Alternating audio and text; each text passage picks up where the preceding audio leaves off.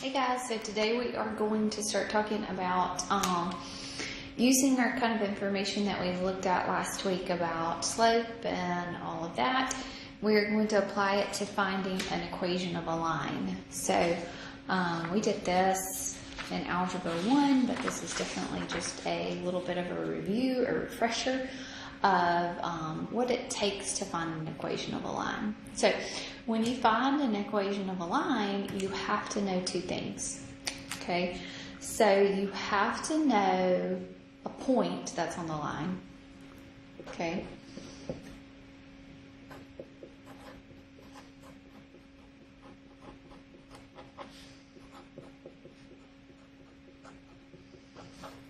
Okay, so you have to know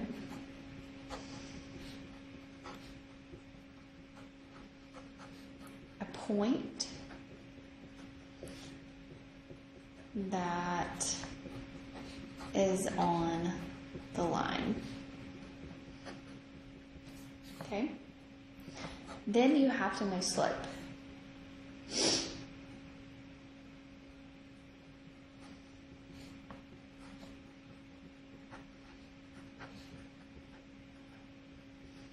That's an L, sorry. Have to know slope. And there's two ways that you would know slope. It was given.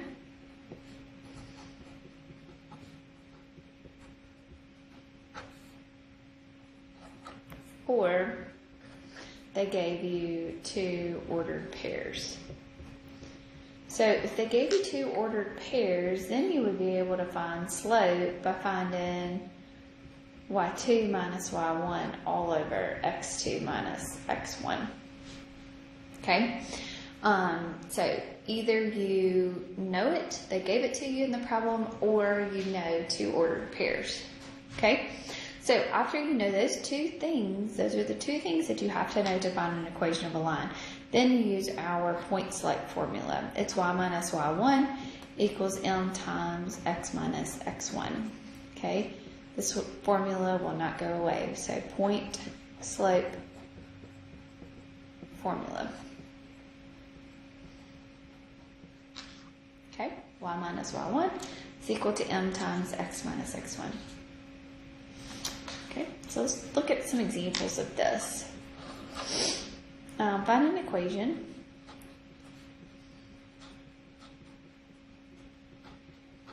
that passes through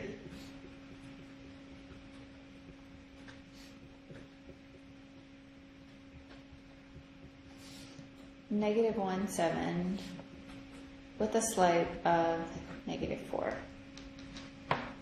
Okay, so I know everything. Everything is given to me. So I'm going to say y minus, well, here's my y1, right? So y minus 7 is equal to -4 times x minus a -1, your x1. So when we have that right there, this is going to turn into x minus a -1. It's going to turn into a plus a1. So I'm going to have y minus a 7 is going to be equal to a -4x minus a 4. Okay. We're going to solve this for y, because if we solve this for y, it puts it in function notation. It puts it in slope-intercept form for us already. So we'll have -4x plus a 30.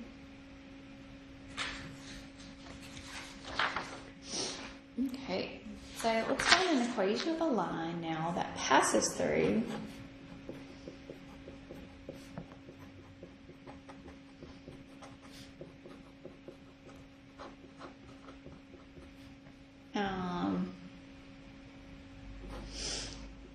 -2, -2, and -6, 8. Okay, my slope is not given to me here. So when the slope is not given to me, then I'm going to have to find it. It's going to be my first step. Okay, so we're going to find our slope. So here, we'll label this first ordered pair your x1, y1. And this is going to be your x2, y2. Okay, so we'll say y2, so 8 minus a -2 all over -6 minus a -2. So that turns into a plus. So that'll be a 10 over a negative 4. So my slope can reduce by 2, so that'll be a negative 5 halves. Okay, I always want to go back to that first point that I labeled. So y minus y1, which is a negative 2, is equal to a negative 5 halves, x minus a negative 2. So these turn into plus signs, right? So I'm going to have y plus a 2 is equal to a negative 5 halves x minus 5 halves times 2, which is a negative 5. Okay? All right, so now I am going to solve. So I'm going to subtract that 2. So I'm going to get y equals a negative 5 halves x minus a 7. It really doesn't matter which ordered pair you use, okay? It doesn't matter, but I always just go back to that first one that I labeled my x1 and my y1. Okay? All right, so now we're going to look at some applications of our linear equations, okay? So, if I said that a cab ride cost $4 plus $1.75 per mile. Okay, what is the equation here? So what is the cost equation of a cab ride?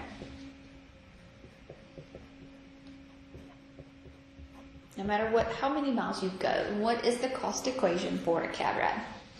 So my fixed cost is going to be $4. Nothing changes about that. It's always going to be $4. Okay? Plus $1.75 per mile. So my x is going to be how many miles I ride in that cab. Okay? So my cost function, okay, is going to be $1.75 times your x plus your $4. Okay?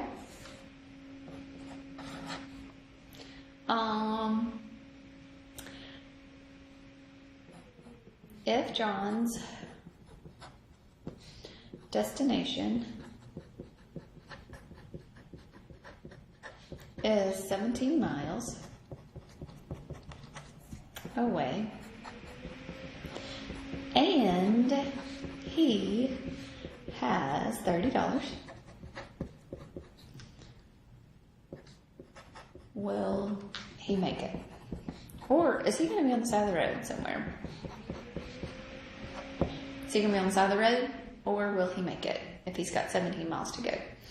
Okay, so 17 miles is going to be my x, so x is going to be equal to 17. So my cost function when x is 17 is going to be $1.75 times 17 plus your $4. So $1.75 times 17 plus 4. So it's going to cost $33.75 for that cab ride. So is he going to make it on that $30? No. Okay, he doesn't have enough money. Okay, so not enough money to make it.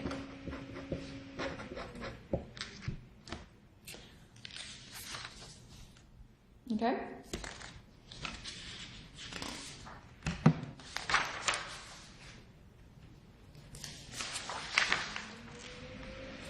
Okay, so this one is going to be an example of where you might have to find the equation by maybe a standard form.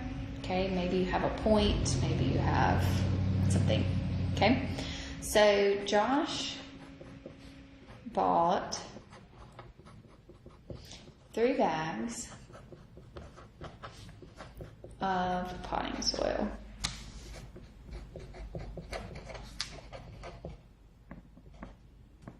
Okay, and 10 bags of mulch from Home Depot.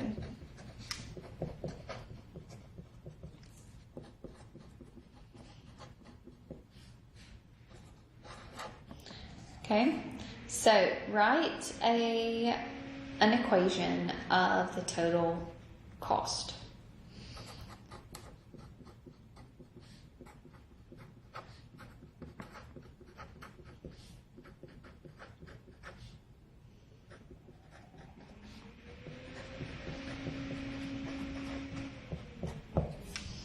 Okay, so I've got two things happening. I've got 3 bags of potting soil, and I've got 10 bags of mulch. So they're both going to cost 2 different prices, right? But I don't know what those prices are. I have no idea. So I'm going to have to find an equation that can put it in terms of my total cost. So 3 times whatever my potting soil is, plus 10 times how much my mulch is going to give me my total cost. So my total cost is going to be 3, and I'm going to let my potting soil be X. So you may want to write that. So is my potting soil, so we don't forget. And Y, I'm going to let that be my mulch. Okay, so 3X plus 10Y. Okay, if Josh spent $40.91 and mulch cost $2.75 per bag, how much was the potting soil?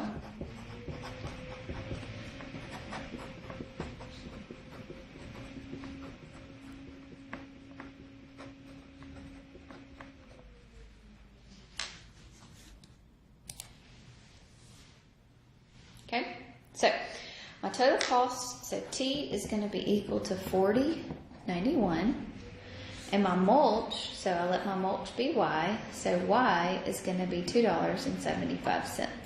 So what I'm looking for is my X. Okay, so here I'm going to have T is $40.91.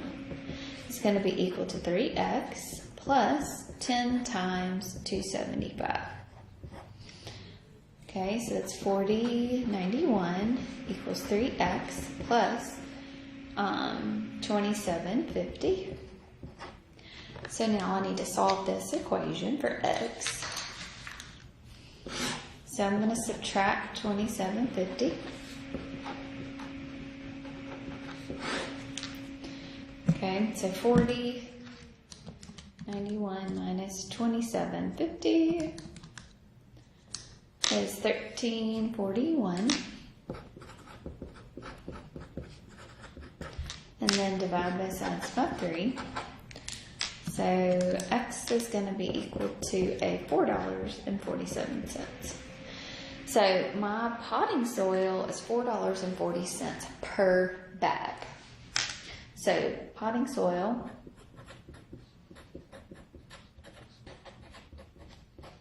is $4.47 per bag.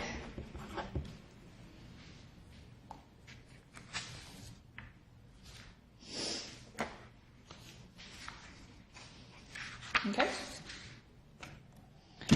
Alrighty. So now we're going to talk a little bit about linear regression, okay, and a little bit about scatter plots. I think this is 2.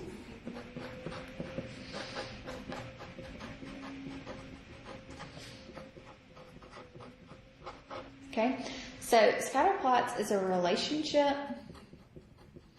It's a graphical relationship between 2 variables.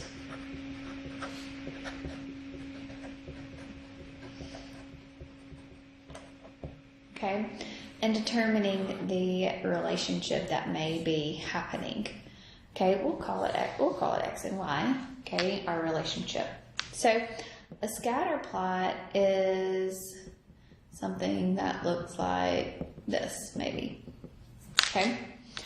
Another type of scatter plot is maybe where, let's still call it X and Y, all the values maybe are going, I don't know, down like this. Okay?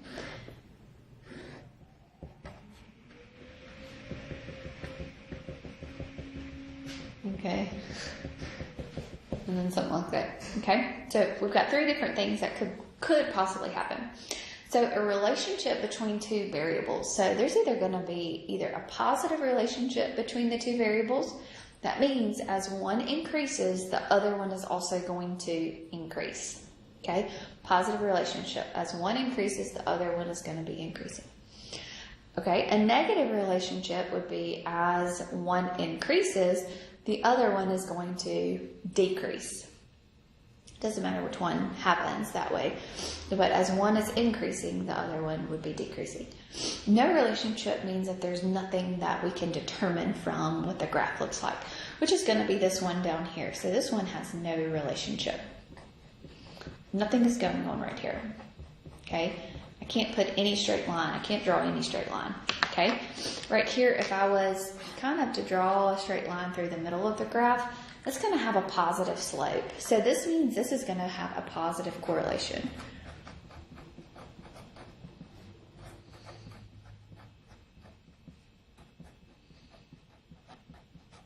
Okay? That means as X increases, Y also increases. All right, this one here is going to have, if I drew like this is called the line of best fit, which we're going to talk about in just a second. This one is going to have a negative relationship.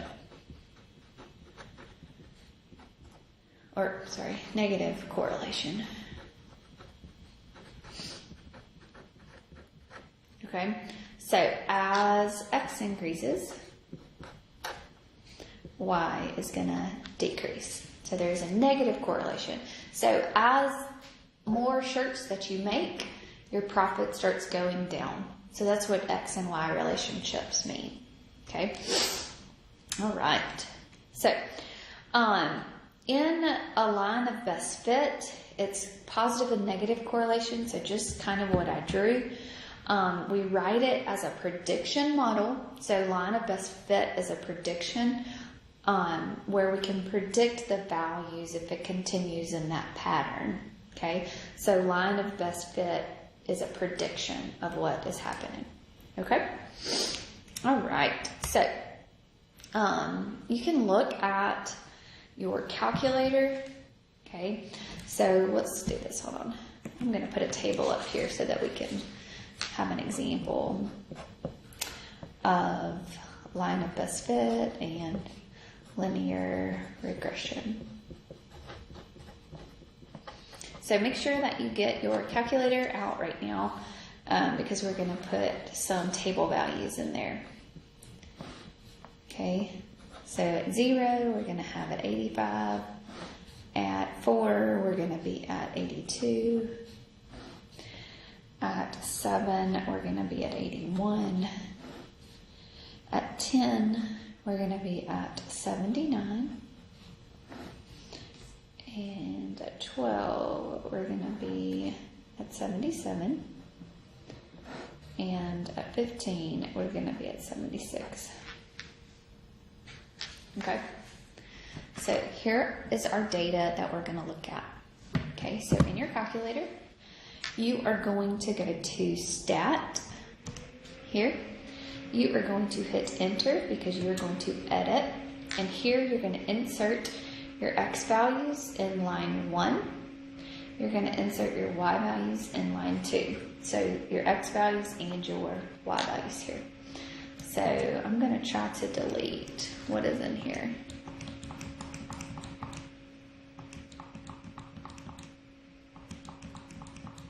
So I can make sure that it's cleared.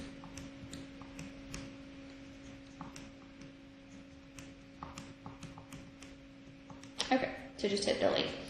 Alright, so in here I'm going to put a 0 for my first one, 4, 7, 10, 12, 15. Okay, so corresponding to the 0 is going to be 85. So I'm going to type in 85 there, type in 82 with the corresponding 4, 81, 79, 77, and 76. Okay? Alright, so now that you have got your data values in there for your line 1 and your line 2, okay, then we're going to go back to stat. We're going to go over to that calc right there, go over to calc, okay, and then you're going to go down to that number 4, and it may be a different number on your calculator, but to that linear regression right there, it says ax plus b. So we're going to go down to that ax plus b, and our x values are in line 1, which is correct. Our y values are in line 2, which is also correct. Okay. You may just do the frequency list. You don't have to put anything in there. And then now we'll calculate. Okay. So here is my line of best fit. So what that means is, okay, that we'll have y equals negative 0.6066. Let me just put that. X plus your b value, which is 84.85. Okay, that is the line of best fit. Okay.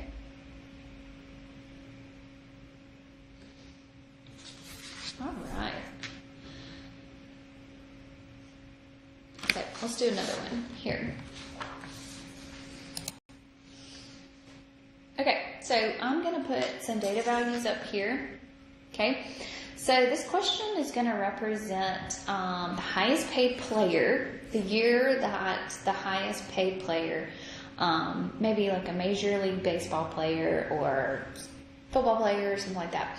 So in the year 1985, the highest paid player was 2.1 and it's $1 million.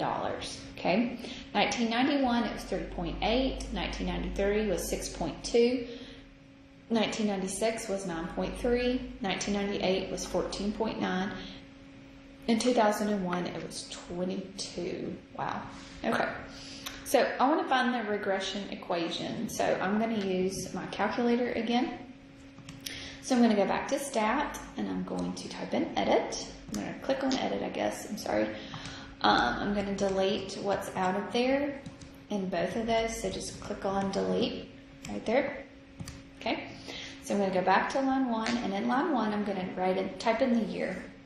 Okay, you can actually type in the year, or you could say that this was your initial starting point. So you could say 1985 was year 0, but then you would have to skip a bunch because it doesn't go up, increase by 1 each time.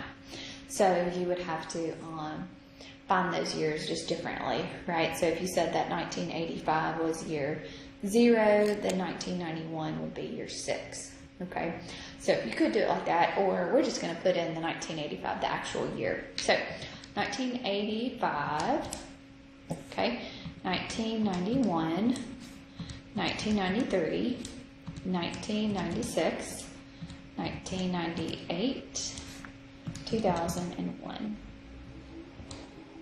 So those are my x values, and the corresponding is going to be 2.1, 3.8, 6.2, 9.3, 14.9, and 22.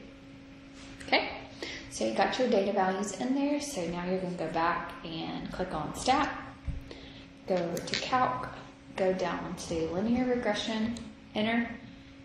Your x values are in list 1, x values are in list 2, then enter, calculate. Okay. So my linear regression here is going to be 1.22. So it's going to be y equals 1.22x minus 2429.2. That is a 0.2 right there. Okay. Or you could say 0.19 or whatever. There. Okay. So there's your linear regression. So that's how you can use your calculator to get that. So now we want to predict the salary of the highest paid player in 2020. So that means that my x is going to be 2020. So we'll say 1.22 times 2020 minus 2429.2. So 1.22 times 20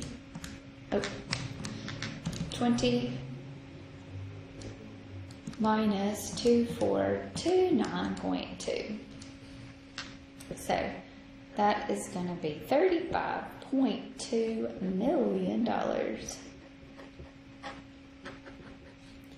in year 2020. That's just an estimate, okay? But it's a very close estimate because you already have this data already, okay? All right, so I think that was pretty good. So if y'all have any questions about equations of lines, slope-intercept form of lines, standard form, and then your linear regression, please let me know. But y'all will definitely have a quiz tomorrow on all kinds of equations and points and function notation and all that. Okay? All right, y'all have a good day.